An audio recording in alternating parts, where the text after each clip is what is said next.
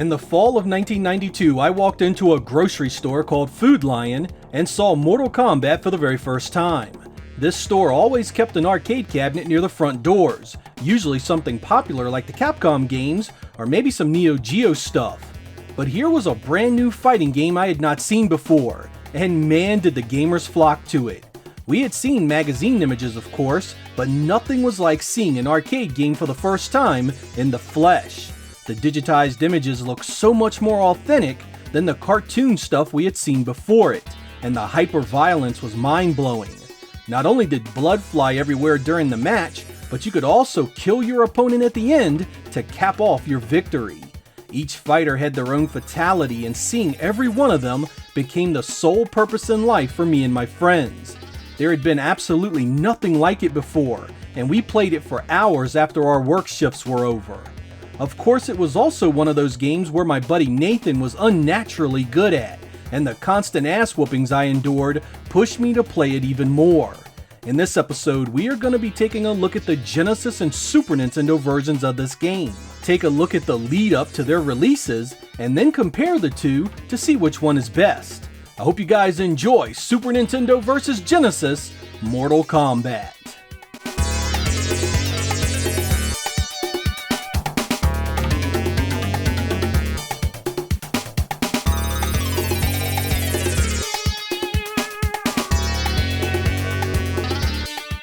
The home versions of these games showed up the following year. Magazines began to print ads and articles about Mortal Monday, which was to fall on September 13th, 1993. Seeing the images in the magazines created huge excitement, and both of the leading 16-bit systems were gonna get it. But something was amiss. It became clear that Sega and Nintendo were approaching this game in very different ways. Nintendo had been very conservative at this point in their history. Anything of an excessively violent, sexual, or religious nature was often censored, and it looked like Mortal Kombat for the Super Nintendo was gonna easily fall into this category. Perhaps even worse than the blood being changed, it also appeared that the fatalities, perhaps the game's biggest draw, would be altered as well. Sega, on the other hand, had been enjoying all kinds of success in the US at the expense of Nintendo, and their version of Mortal Kombat would have all the blood and fatalities of the arcade intact. This became a big deal for many fans of the arcade, even prompting a few of my friends to buy the Sega platform just for this game. Mortal Monday would come, and the fallout was very real. Game magazines almost universally chose the Genesis version as the one you wanted, and it would go on to sell extremely well. So well, in fact, Nintendo made sure its sequel did not suffer the same fate. Both home 16-bit versions were released the same day. I got the Sega version, and my best friend got the Nintendo cart. At first I was quite happy with the Genesis version. It looked and sounded how I had expected, and the dullard code brought in blood just as promised. But once exposed to the Super Nintendo version, the story was much clearer. Side by side, I was immediately gutted. The Super Nintendo version absolutely killed the Genesis game visually. The higher on-screen color of the Super Nintendo really helped those digitized images, while the Genesis really suffered in comparison. Look at the two side by side. You can see across each and every stage, and across every character, the Super Nintendo version is point blank the superior game visually by a mile. It isn't even close. This extends well beyond just color advantages as well. The fighters are animated far better on the Super Nintendo. I mean, just look at their standing animations and their walking animations. It's night and day. The Genesis version is even missing the proper stance and animation for Sub-Zero, which is just a palette swap for Scorpion.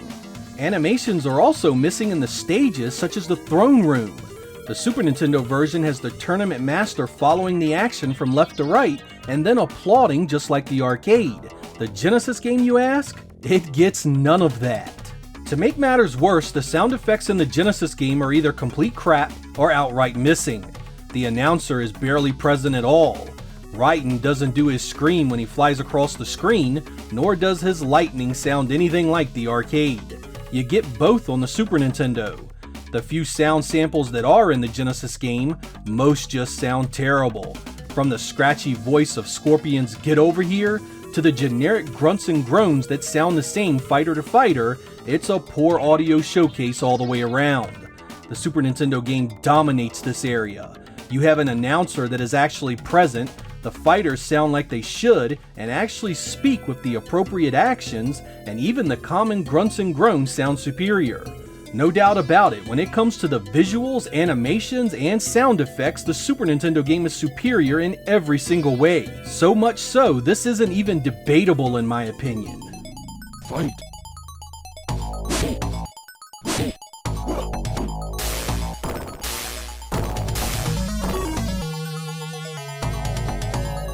Finish him.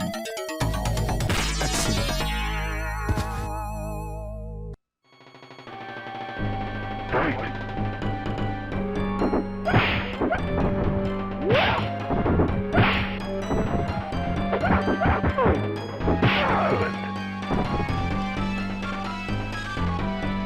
Finish her.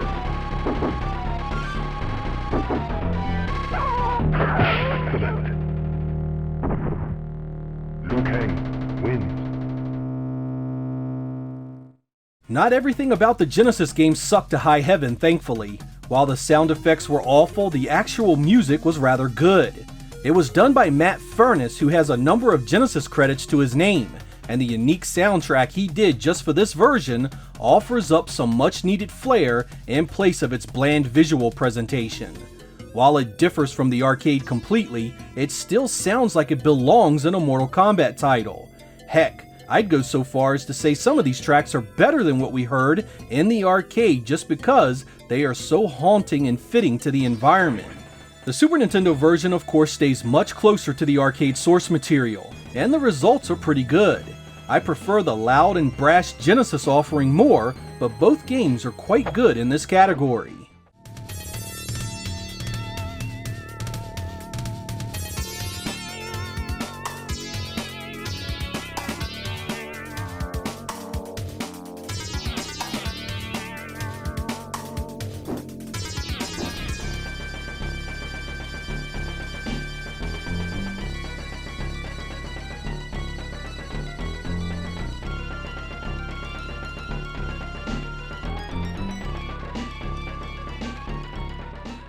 Gameplay is always king when it comes to fighting games, and these two games again differ in significant ways. The Super Nintendo version plays like you'd expect, but it does suffer a sort of mild lag with each and every action. While it moves fast enough during gameplay, I always felt like my actions with the controller were off by a split second, making it feel a tad sluggish or disjointed. In fact, just tapping the directional pad quickly elicits no response at all. You actually have to hold a direction to get the on-screen fighter to do something. It's definitely not as smooth and responsive as the arcade or Genesis version. That's right, the Genesis version gets a win here. I felt none of the lack of responsiveness that permeates the entire experience of the Super Nintendo version. On the Genesis, it's fast, responsive, and just feels so much more like the arcade. Quickly tapping a direction on the Genesis gets a response from the fighter every single time, and things like jumping and fatalities are easier to pull off. So while I have to admit the Super Nintendo wins hands down in the visuals and sound effects, I have to give gameplay and music to the Genesis version. The real question now is just how much of a difference does that censorship make? One of the main differences between these two games was the previously mentioned censorship that occurred. Both versions are actually censored by default. Believe it or not, the Genesis version by far gets the worst of this censorship.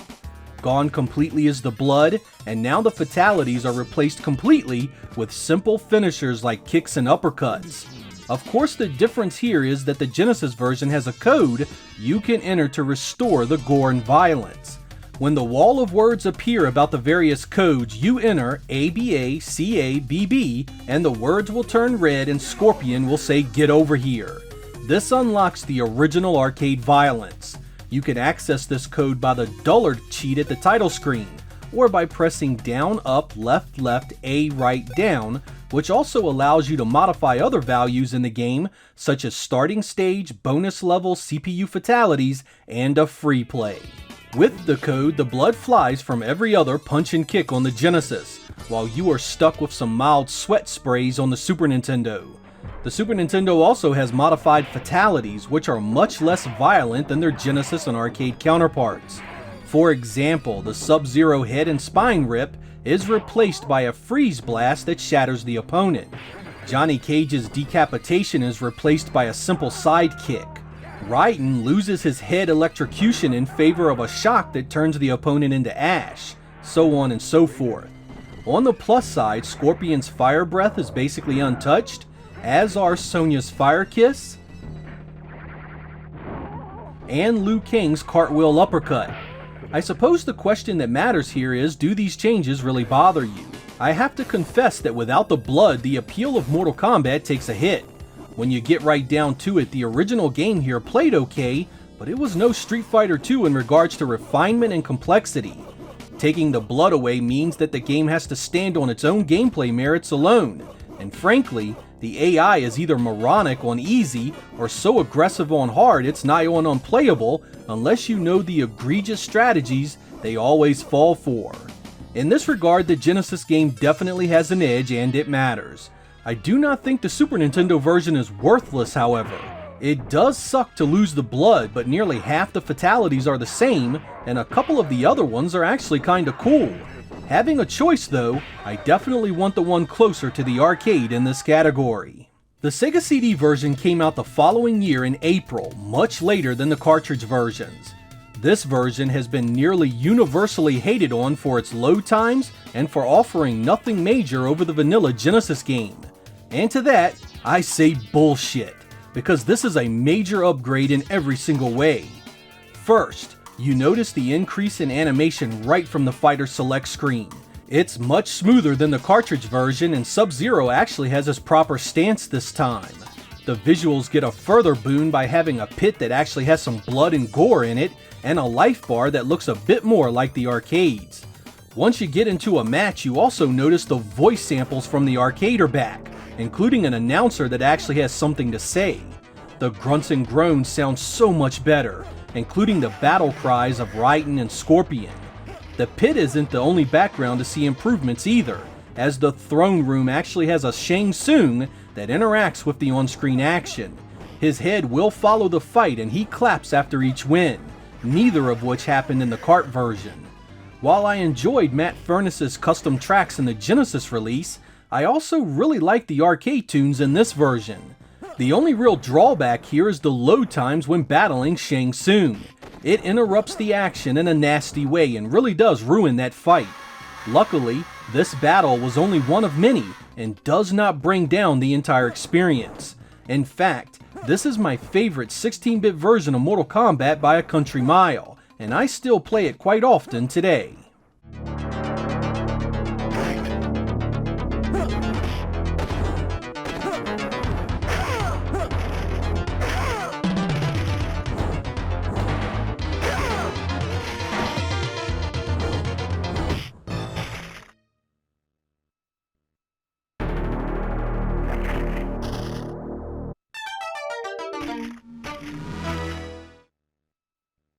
Kano wins. Fatality. Mortal Kombat definitely came along at the right time. It was early enough to catch some of that Street Fighter II craze, and it was different enough to stand on its own. That digitized look and feel, the over-the-top violence, and the ability to murder your foe definitely captured the imagination of my generation. Not everyone got to experience the arcade the same way, however. Believe it or not, there were companies that distributed the cabinets with the blood and gore turned off. Much like the code for the Genesis, there was a setting in the arcade version to turn off the harsher violence. I have seen Mortal Kombat arcade units in laundromats and convenience stores completely cleansed. That violence was definitely a hot button topic back then because most games weren't really rated, and the ones that were, nobody enforced it. It was a definite selling point for the home version, and Sega took advantage of that in a big way. Of course, Nintendo had the common sense to not let it happen again with Part 2, and thanks to the brand new rating system in place for the industry, they could put aside their morality and let the blame fall on parents for letting their children buy graphically violent games in the first place. In the mid-1980s, when Nintendo entered the video game business in this country, the issue of violence in video games was not in the public's eye.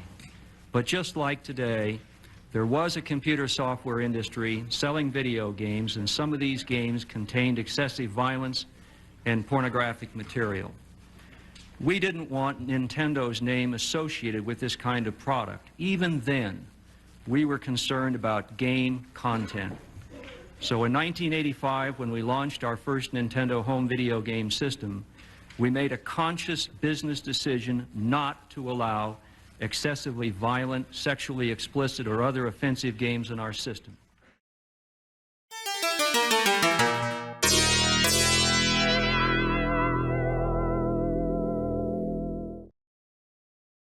Of course, in this day and age, you can emulate the arcade just fine now, so these 16-bit versions fall more on the nostalgia side since they both pale in comparison. I still enjoy pulling them out and giving them a play for that very reason, however. While a lot of people ask why play a version that is so inferior, I ask why not play a version that is so different and relish the variety. Hell, if arcade perfection is all there was to retro gaming, we wouldn't be playing most of the stuff from the 8 and 16-bit eras. These old fighting games have a place even today, if nothing more than to remind you of a time when ripping your buddy's head off was the pinnacle of gaming excellence. I'm Sega Lord X, thank you guys for watching, and I will catch you next time.